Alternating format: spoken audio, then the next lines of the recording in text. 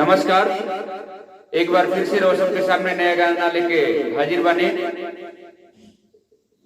आशा न विश्वास बा कि रोशन के पसंद आई। वीडियो रोशन लाइक करी, कमेंट करके बताई कैसा लागल है। चैनल के हमरा सब्सक्राइब कर ली, बेल आइकन प्रेस करके ऑल पर क्लिक कर दी। सब वीडियो रोशन जो भी हम बनाई सबसे पहले जाई। कैसे एगो भौजाई अपना नंद से कहत तड़ी, कहे कि भौजाई शिव चर्चा में शिव के गुरु बनैले बड़ी, शिव चर्चा में जा तड़ी नंदो के समझाओ तरीका कहत तड़ी। ओकरा पहले एक लाइन सही रही, कैसे बा? हे भोलेनाथ रउआ नाथन के नाथ हई, ए भोलेनाथ रउआ नाथन के नाथ हई, कि कहिया ले खोलबी करमवा के ताला। सबका के दिहनी तो हमरो के दीनाथ, अनाही तो कही लोग कैसन बैल वाला। भौजाई क्या कहतरी नंद से? अरे की करिलो न चर्चा, कुछऊ ना बाटे खर्चा। करिलो न चर्चा, कुछऊ ना बाटे खर्चा। मन के मना लो ननदो, मन के मना लो ननदो।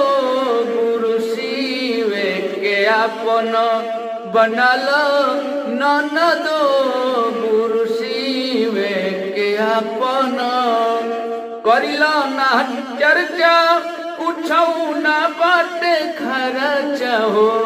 करिलो ना चर्चा, कुछऊ ना बाटे खर्चा। मन के मना लो ननदो, गुरु शिवे के आपन बना लो ननदो, गुरु शिवे के आपन। पहिला में दया मंगिह, दूसरा में चर्चा। सच कही नइखे एकरा में कुछऊ खर्चा। पहिला में दया मंगिह, दूसरा में चर्चा। सच कही नइखे एकरा में कुछऊ खर्चा। भोले के मन में, भोले के मनवा में बसला ननदो।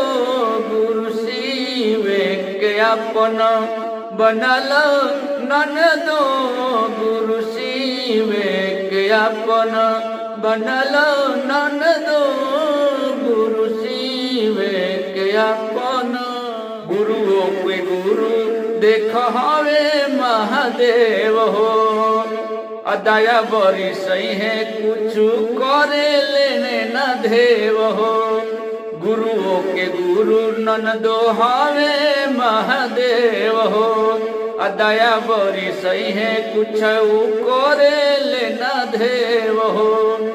बिगड़ल भगिया, बिगड़ल भगिया जगल ननदो। गुरु शिवे के आपन बनल ननदो, गुरु शिवे के आपन।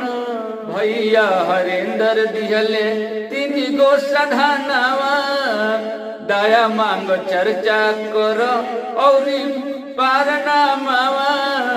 भैया हरेंद्र दिहले 3 गो सधानवा, दया मांग चर्चा करो पारनामावा। मन मित के साथ ही, मन मित के साथ ही समझा लो ननदो। गुरु शिवे के आपन बना लो ननदो, गुरु शिवे के आपन। कलो ना चर्चा, कुछऊ ना बाटे खर्चा हो।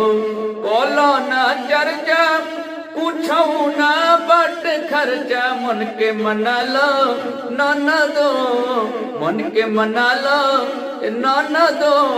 गुरु शिवे के आपन बना लो ननदो गुरु शिव के अपन, हरे बना लो ननदो।